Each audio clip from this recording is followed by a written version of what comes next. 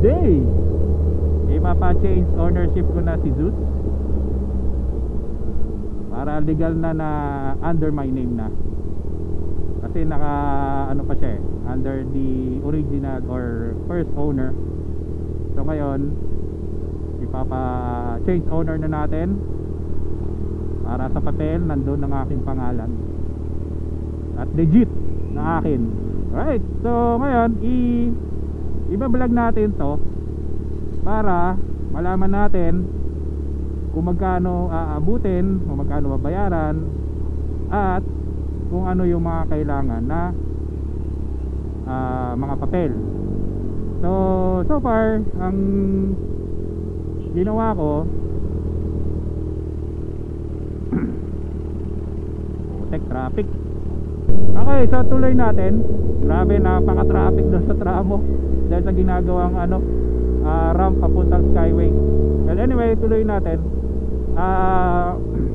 So dinala ko yung original na ORCR nitong Zeus. Tapos dinala ko na rin yung insurance, and then yung original copy ng deed of sale. Tapos yung photocopy ng ID ng original owner na may signature. Tatlong signature yon. And yun lang muna. So let's see kung ano pa yung hanapin sa ating requirements. Sana yun lang. And then I know magkano pa tayo niyan, mabayad pa tayo sa HPD. So tara, ating usisain kung paano mag-change ownership ng ating mga sasakyan. Alright, let's go. Okay, so LTO na tayo. LTO Pasay.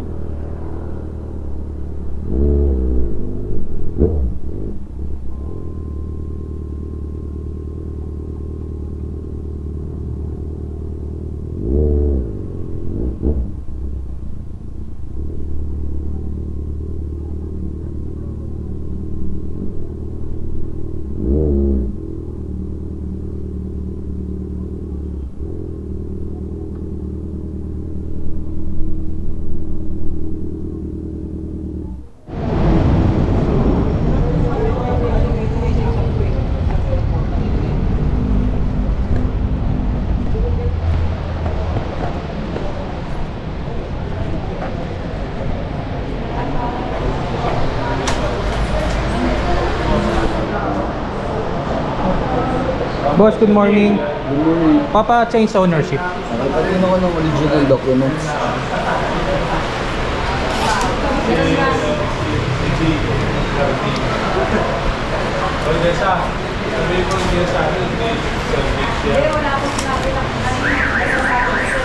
Bali.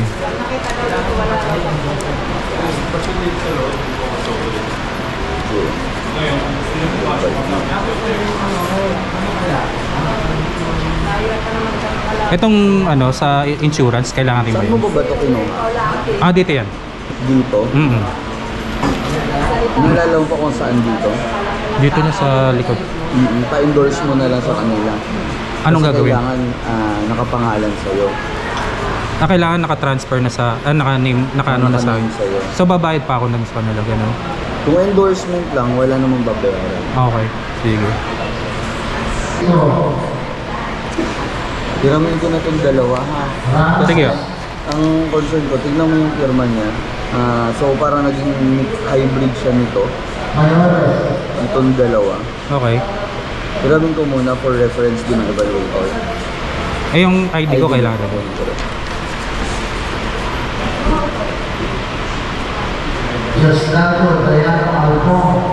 Sa ano boss, pagka nagpa-change ownership, magkano binabayaran dito? Dito ang babayaran mo is 210. 210. Dito sa LTO. Okay.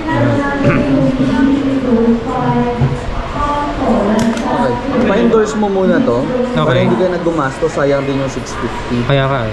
Then, pa-inspection mo tong motor mo rito. Balik ka sa akin, huwag ka muna magpapa-PNP. Ipapa-confirm muna natin. Saan pa pa-inspection to? Dito lang sa may tent, sa gilid. Dito? Paglabas mo lang dyan, may tent dyan na kulay green. Dito, paglabas. Saan labas yun? Sa ano? Dito lang, dito lang. Ah, dito lang yung tent na green. Okay. Yan.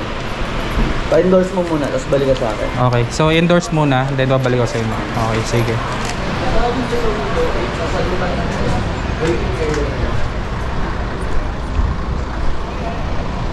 Okay, so kailangan muna natin i-endorse yung papalitan ng pangalan nyo itong insurance. Kailangan pangalan ko. So papa-endorse ko kung saan ko kinuha yung insurance, doon natin papapalitan. Alright? Okay, so ito na. Pina-endorsement na natin. Ginawan tayo na endorsement nung pinagkunan natin ng insurance. So pasa na natin ulit to doon sa front desk. Let's go.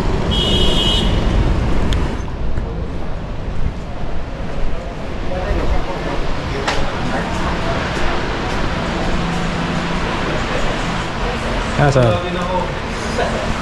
Okay.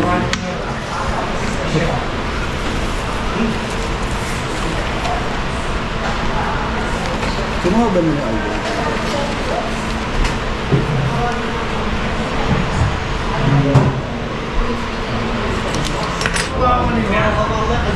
Sige. Pa-inspection ka na rito sa may tent. Paglabas mo dito, may tent dito. Pa-inspection ka. Tapos balik ka sa akin. Papakonfirm naman natin. Sige. Sige po.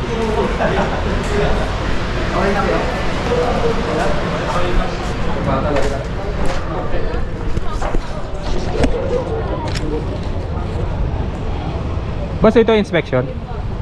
Opo.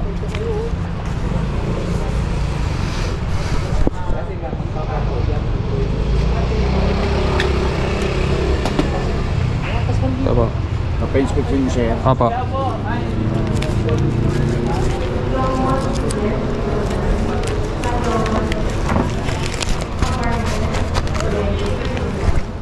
Para sa transfer, Transfer po. ay pagdala po yung sakyan dito. Sige po. Hawakan niyo muna ito.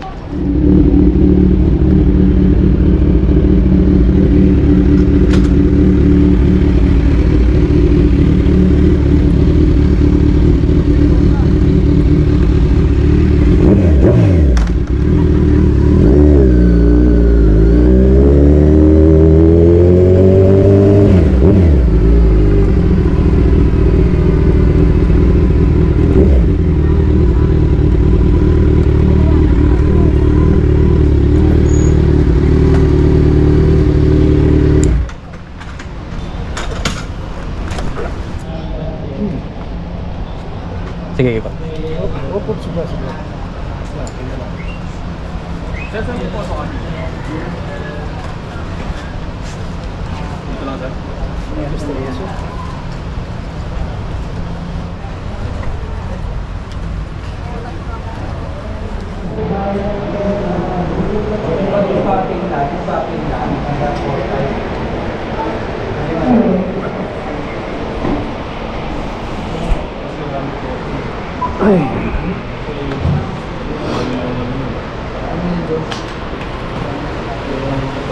Cellphone number mo po? 0929 Sige, tatawagin ka na lang sa Windows 6. Windows 6. Doon sa harap. Maya lang. Papakonfirm muna natin. Huwag ka muna magpapapm. Basta hintayin ko muna to bago mga. Okay. Kuya, inspection, confirmation.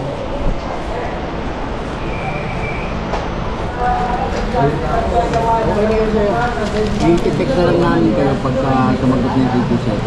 Oh, okay. So, babalik pa ako rito pagka I-detect namin kayo pagka, di ba may number kayo? Opo. I-detect namin kayo. Pag sumagot na po yung DT7. Same day rin po ba yan? O ano? Same day rin po yan? O Kailangan layo yan. mga ilang araw po kaya yun?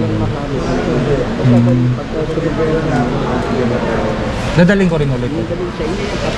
Okay, sige po. Sige, salamat.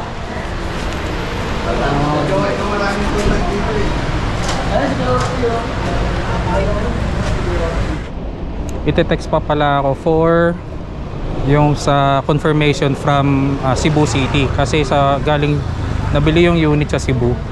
So hintayin pa yung confirmation from Cebu. And then i-text daw nila ako. So walang assurance na ngayon makukuha yon confirmation. So malamang some other day ako pupunta once na na-receive ko yung text. Daling ko lang daw ulit ito. Alright, so yun lang so far for now. At least nakalahati na natin. To be continued. Right. Okay, so sad to say hindi natin natapos ngayon yung gagawin nating transfer of ownership kasi yung confirmation from Cebu City LTO hinihintay pa. So it will take days daw. So i-text na lang daw ako pagka meron na. So yun, hanggang doon pa lang yung gagawa natin. So puputulin ko muna tong video na to. Pagka meron na, itutuloy na lang natin, no? So ayan yung LTO Pasay. Yan yung may puno na yan. Tapos ito yung HPG. So magkatabi lang. Ayan yung katabi niyang AP Cargo. So ito yung HPG. So pag naglabas nyo lang ng LTO, kung detakbo lang, yan ang HPG. Diyan kayo magpapa clearance for PNP. Right? So ayan, see you sa continuation nila. Sayang, hindi natapos. Okay na sana. Well, anyway, ganun talaga. So to be continued. Right?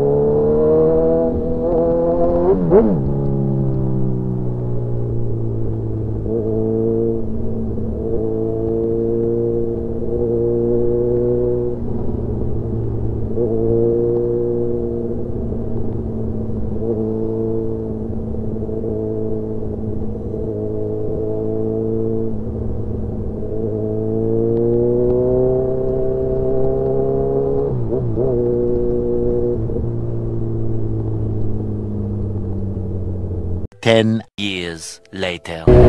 Hello mga ka-road trip, good morning.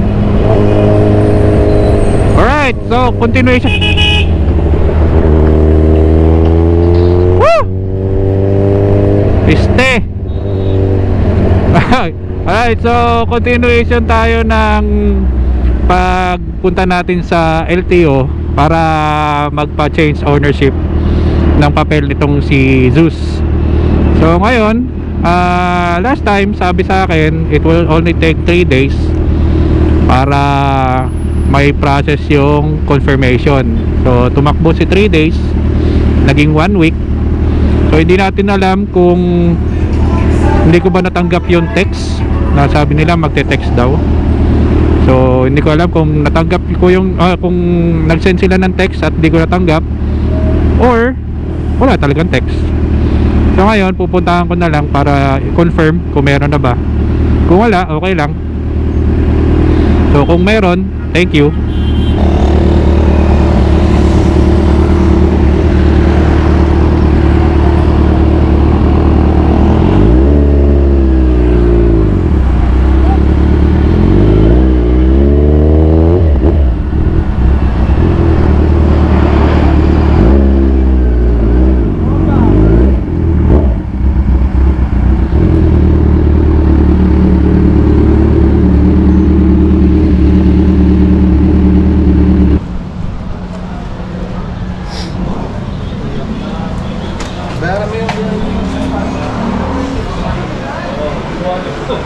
Change ownership.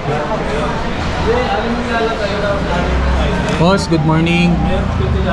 Check ko lang kung meron na ba yung confirmation. Alright, so hintayin natin. Tingnan kung may register, confirmation na.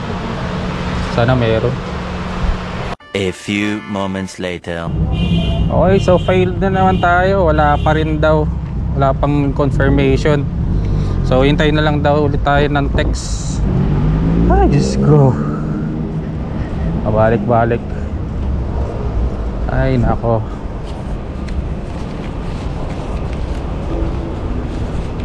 Katagal, di raw nagre-reply yung Cebu. So nag-follow up na sila. After a week sila nag-follow up. Ay 2,000 years later. Hey, what is up mga ka-road trip? Good morning! Woo!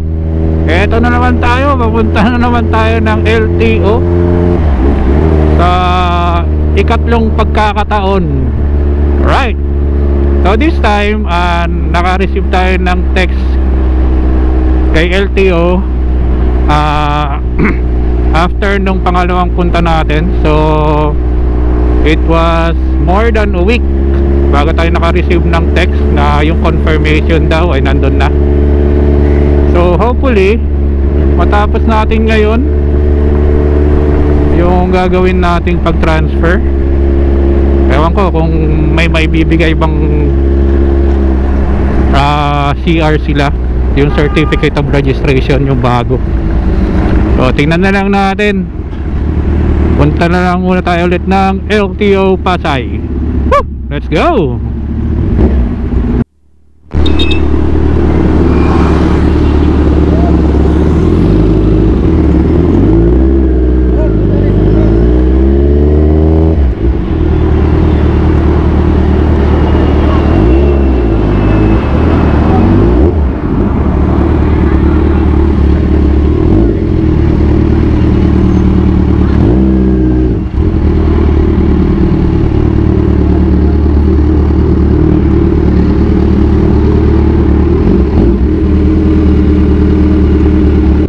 Alright, so ito na, moment of truth. Puntahan natin ngayon. Sana matapos na natin ngayon. Wala nang asikasuhin. Let's go!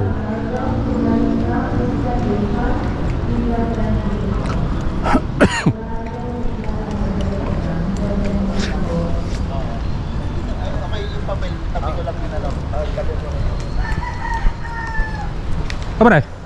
Birthday. Thank you. Mag-ano? Change ownership? Change ownership. Oo, papa-change ownership. Tagal pala nung process na. Akala ko kaya na isang araw. Maabot ako 3 weeks. Kuha lisensya? Okay yan. Laki na eh. Oo, kagawa na. Tama na ako, pre. Ay, ito ba yun? Confirm mo ba? May na-receive na po akong text. Na-confirm na po. Hindi yata yan. Ay, ito.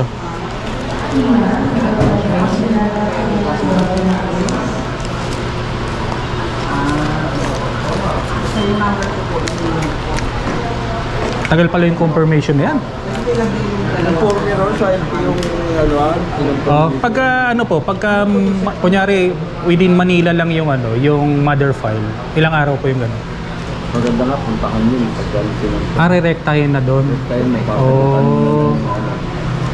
Confirmation. Uy, naabot ako ng dyan, boss. Mga 3 weeks. Ha? Paano sagot? Yung meron na yung sagot na. Oo. Puno mo na. Kasi galing doon sa Kaya ka magpagawa ka ng transfer to, di ba? Transfer. Dito. Okay. Tanong mo muna kung may sagot na tapos magpagawa ng clearance. Ng clearance. Sa okay. Palitan na. Okay. Salamat. Kunin ko lang yung confirmation. May text na ako na receive. Ano yan? Ito ba yung transaction? Sa akin po ito transfer. Kailangan nyo yung text?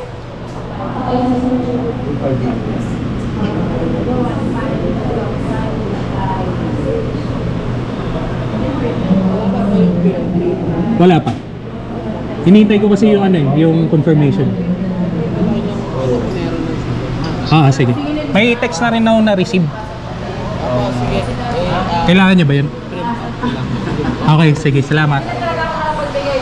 So ito na yung ating confirmation from Cebu kasi nandun yung mother file. So dali na natin for PNP clearance. Let's go.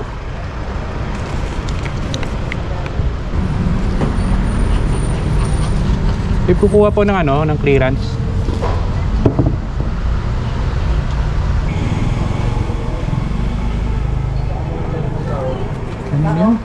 Kay Rose po.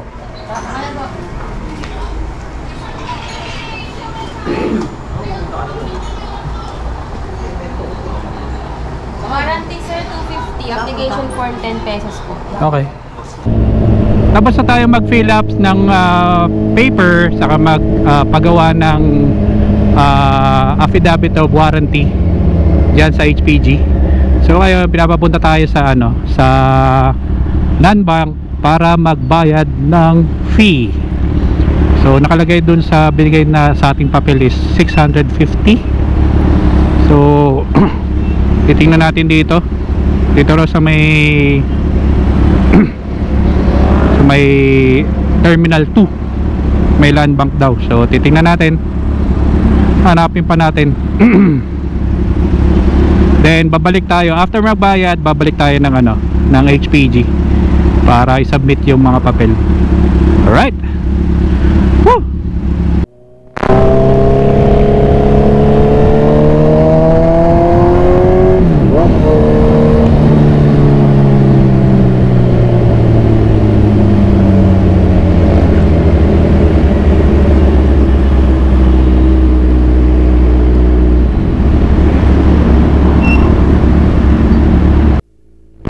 Okay, so nandito tayo sa may Centennial or Terminal 2.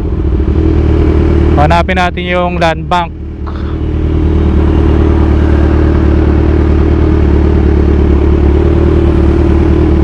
Ito. Land Bank, Bureau of Customs.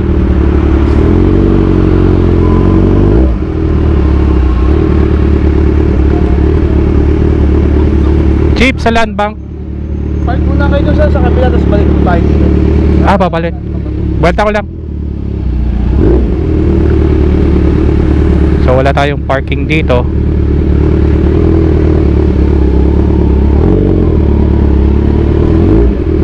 Saan ang parking dyan? Sa kabila, park, may park mo. Dito papasok? Doon sa, may U-turn na nagpasok kayo. Okay, salamat.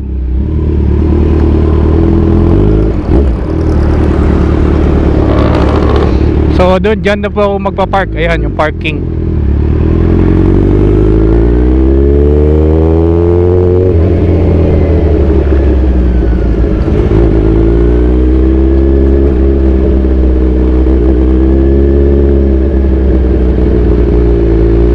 Ito, may U-turn slot.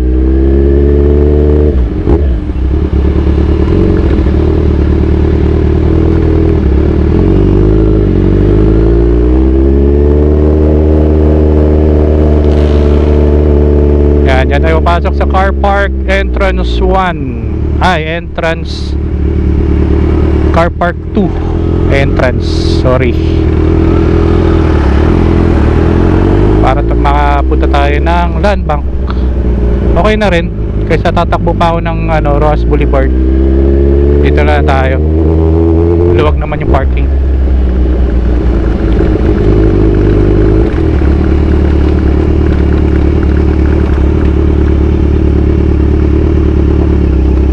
A few moments later. Okay, so tapos na tayo sa land bank. Napagbayad tayo ng 650. Yung land bank nga pala is located dito sa tapat ng dating Nayong Pilipino. So nasa loob siya ng compound ng ng Bureau of Customs. So ang gagawin nyo, magpa-park muna kayo dun sa may tapat na parking kasi walang parking dun sa compound. And then tatawid na lang kayo. Yung land bank nandun sa loob ng building ng customs. Okay magbayad doon kasi kanina walang tao. So mabilis lang. Mas okay dyan kaysa sa ibang land bank siguro na tinatao. So ngayon after nito yung resibo pina-photocopy ko. Ginawa ko ng 2 copies kasi I'm sure kukunin ng HPG yung isang copy niyan, and then yung original sa LTO. So konti na lang para matapos na. A few moments later. Okay, so ayun na nga. As expected, babalik na naman ako. Woo!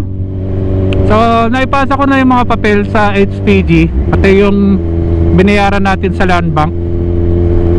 So ngayon binigyan niya tayo ng stub para balikan bukas ng umaga yung clearance. So wala tayo nagawa, babalik na naman tayo bukas for the 4th time. Ay, akala ko matatapos na ngayon. So ayun na, to be continued na naman po tayo. Awit. 2,000 years later.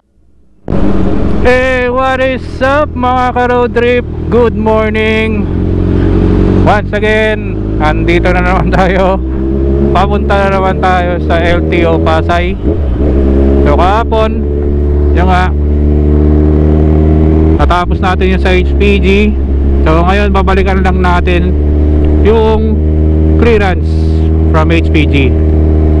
So eto, maulan na umaga sa inyong lahat. Bali pang 4 na nating punta to sa LTO. Hopefully matapos ngayon, pero I doubt yung sa ibibigay na bagong OR, malamang pabalikin na naman tayo nun. So tingnan natin mamaya kung ganun ba mangyayari. Wala naman tayong no choice kung ganun talaga. So let's go, sama kayo. Woo! Enjoyin natin ang traffic.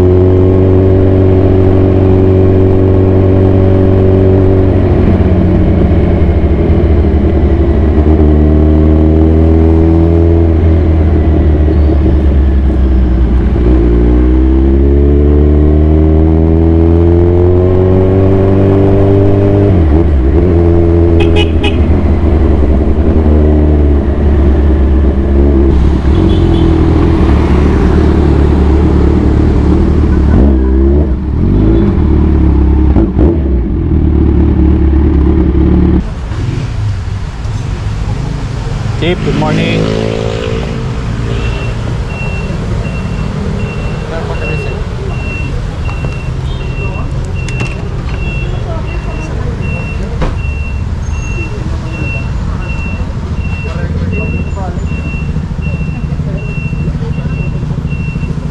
Sulat na po sir, number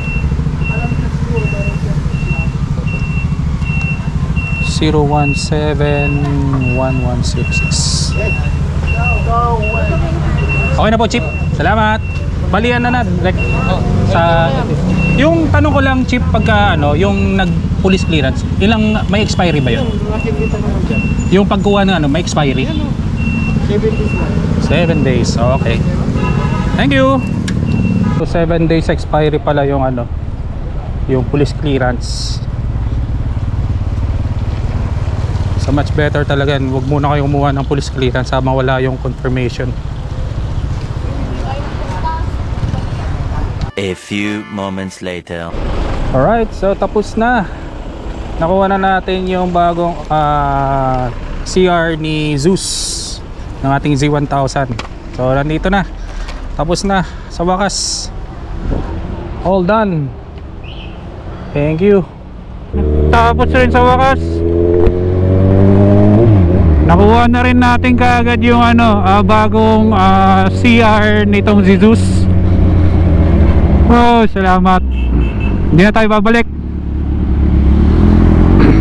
Alright, so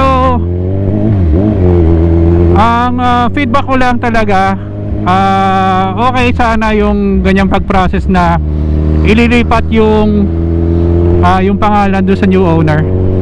Pero sana hindi yung tatagal ng ilang linggo or ilang araw na pabalik-balik, kasi may mga tao na hindi afford na umabsent sa kanilang mga trabaho, or sayang naman kung ipa-file nila ng leave para lang mai-process yan, tapos ilang araw pa lang ganun.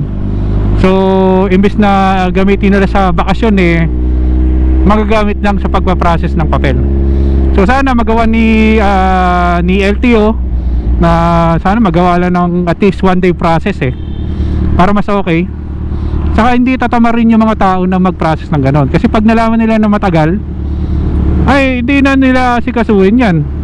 Pabayaan na lang nilang nakaganon yung yung deed of sale nila na nasa unders pa rin sa lumang may-ari. So sana LTO magawa nyo ng paraan na mas mapabilis ang pagproseso ng transfer of ownership ng mga sasakyan, ng mga motor, kasi magko-comply naman yan sila yung nga lang, wag lang yung maabala ng matagal. Okay na yung maabala ng isang araw, pero yung 2-3, nako, siguradong din nila itutuloy yan. I-summarize lang natin kung ano yung mga ginawa ko or nagawa natin. So una, bago pumunta ng LTO, niready ko na yung original na ORCR, original na deed of sale, yung photocopy ng ID ng original owner na may signature, then photocopy rin ng ID mo na may signature. So yun, dadalhin mo muna dun sa LTO, dun sa inspector, titingnan nila kung valid ba yung mga dala mo, and then ipapa-stencil nila yan. So after stencil, babalik ka ulit sa kanila para mag-request ng confirmation ng mother file mo dun sa branch kung saan naka-assign yung yung mother file mo pala.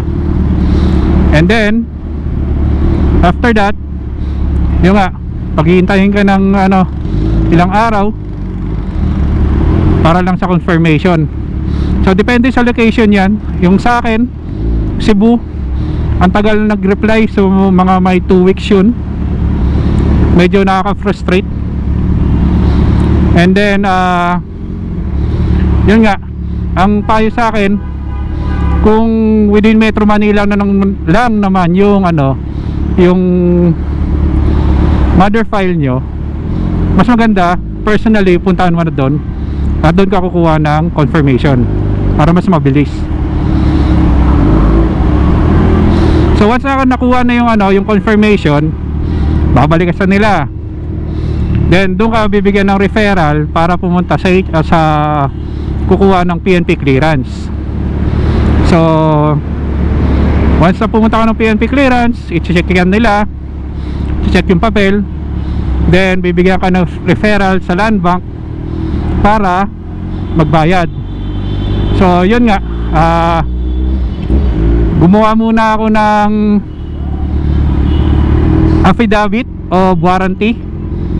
So it's around 250 pesos. Tapos plus pa yung mga Xerox, mga photocopy, nasa 50, sa 300.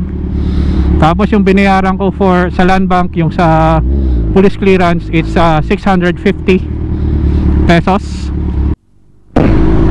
Okay, so ayun na nga, pagkatapos ng mabayaran mo yung sa HBG sa may sa land bank, yung 650, babalik ka kay HBG para pakita ulit yon, and then i-stencilan nila yung yung sasakyan mo, then pipicturan, then ibibigay sa iyo yung stub para kunin kinabukasan yung clearance.